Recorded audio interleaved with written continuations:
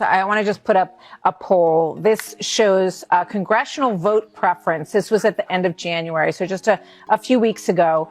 Of all voters, Democratic candidate preference at 52, GOP candidate at 46. We've got a long way to go, but obviously that number would not be good for the majority. That would not be good. Republicans are facing a growing reality check heading into the 2026 midterm elections later this year.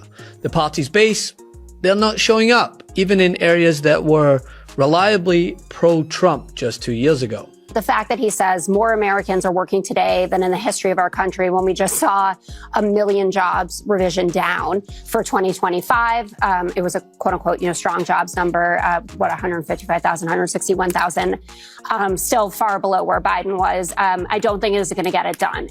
Recent reporting from Axios shows rising GOP concern over voter turnout and performance in early special elections, with Democrats outperforming their 2024 numbers by double-digit margins in dozens of state races, a sign of a growing enthusiasm gap that could translate to November. See, in special elections this year, Democratic candidates have beaten their 2024 baseline by an average of 10.5 points in 20 state legislative contests, and even more, 13.9 points in more than 60 races last year, tracked by the down ballot.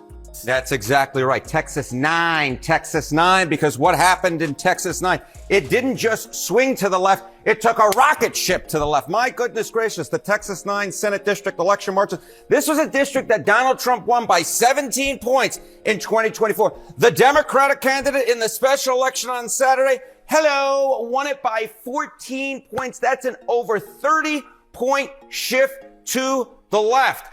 Any Republican, unlike Ron DeSantis, who doesn't take this seriously, they should realize that this is very perilous. They ignore this result at their own peril. Ron DeSantis is right to say, hey, special elections can be quirky, but this ain't no quirk. Congressman Pete Sessions from Texas basically told me, he said, no Democrat should ever win in North Texas like this. Although he also said, there was an ice storm, 31 points.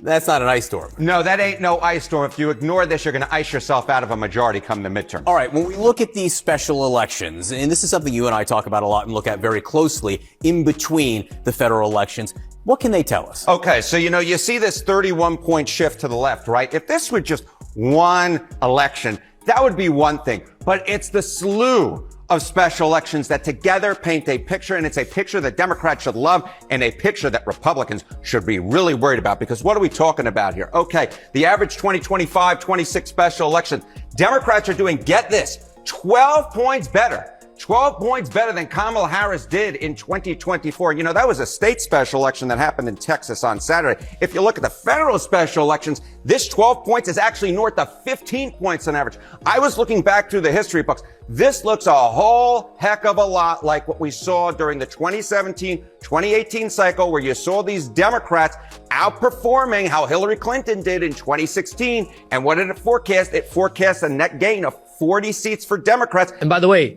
some of the most startling results have came in areas that were once considered safe Republican areas. We remember back in January in North Texas, a Democrat won a state Senate seat by 14 points in a district that Trump carried by 17 points in 2024. In South Louisiana, Democrats scored a 24-point landslide in a district that Trump won by 13 points 2 years ago.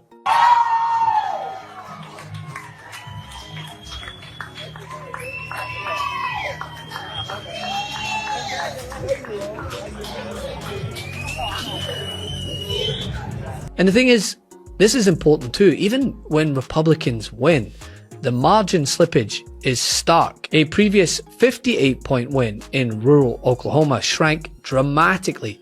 And these aren't just isolated local figures, right? They are indications that Trump-aligned turnout is faltering. And don't take it from me, Republican operatives themselves are openly acknowledging what they've called a, quote, sleepy GOP base, and fired up Democratic turnout as a source of internal alarm. I mean, when Laura Ingraham is warning about it on Fox News, you know that the GOP should be worried. It doesn't matter. I mean, this is a two-party town. People are going to show up and they're going to vote either for Donald Trump's party or for the people who are running in opposition. You say we don't have a leader of the party. And I thought Eric Swalwell Missed opportunity. Mikey Sherrill is the leader of the party. Abigail Spanberger is the leader of